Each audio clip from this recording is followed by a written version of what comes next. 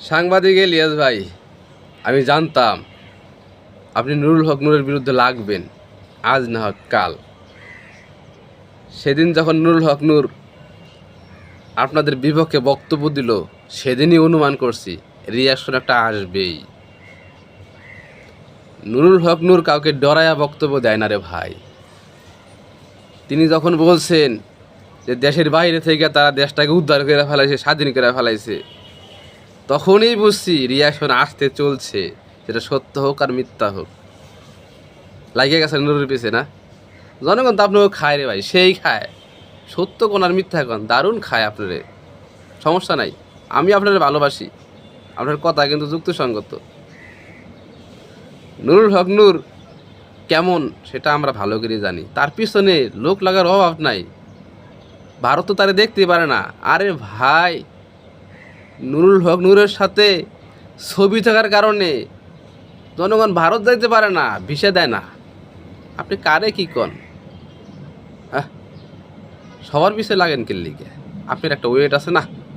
আপনার সাংবাদিক মানুষ, আপনার তো ওয়েট আছে। আপনার নুরুল হক নূর লাগিয়ে হুদে আপনার ডিমান্ডটা কমান কি লিগে? আরে নুরুল হক নূরের সাথে আওয়ামী লীগ সরকার না পাইরা কত তো দিল, ট্যাগ লাগাইয়া দিল, কিছুই দোষ পায় না। কি কয় জানেন? বিকাশটা, বিকাশ নূর, এটা কোনো কথা? আরে বিকাশে কোন হালায় লেনদেন করে না? আর দলের কর্মীরা দলের টাকা দেয়, জামাতের কর্মীরা জামাতের টাকা দেয়, বিএনপির কর্মীরা বিএনপির দলের টাকা দেয়, চরমনের কর্মীরা চরমনের দলের টাকা দেয়, কে আর টাকা দেয় না? এটা বিকাশ নূর বলতে হবে কেন? ও, কোনো দোষ নাই ছেলেটার। বিকাশ বলে তার যদি একটা অপমান করা যায়, ছোট করে দেখানো যায়, বুঝি তো রে ভাই, বুঝি তো নাকি? এই যে মুসাদের লগে ট্যাগ লাগাই দিল। আরে ভাই, ওই যে সময় ইসরায়েলের লগে ট্যাগটা লাগাইলো, সে কি অত বড় নেতা হয়েছিল তখনও যে ইসরায়েলের গোয়েন্দার সাথে সে দেখা করবে? আর ইসরায়েলের গোয়েন্দা কি মদন নাকি যে তাদের পরিচয় প্রকাশ করবে? জনগণে বোধাই পাইছেন। লাস্টে কোনো আওয়ামী লীগ সরকার এত চেষ্টা করার পরেও প্রমাণ করতে পারে নাই। তাই যে মিডিয়া ব্যবহার কইরা, এটা ওটা ব্যবহার কইরাও তার বিরুদ্ধে একটা দোষ প্রমাণ করতে পারলো না। তারপরেও তাকে লজ্জা হয় না? হ্যাঁ, এই নূরের পিছনে কত লাগবেন? এই ছেলেটার পিছনে একটা দেশপ্রেমিক ছেলে আপনাকে গাজলে।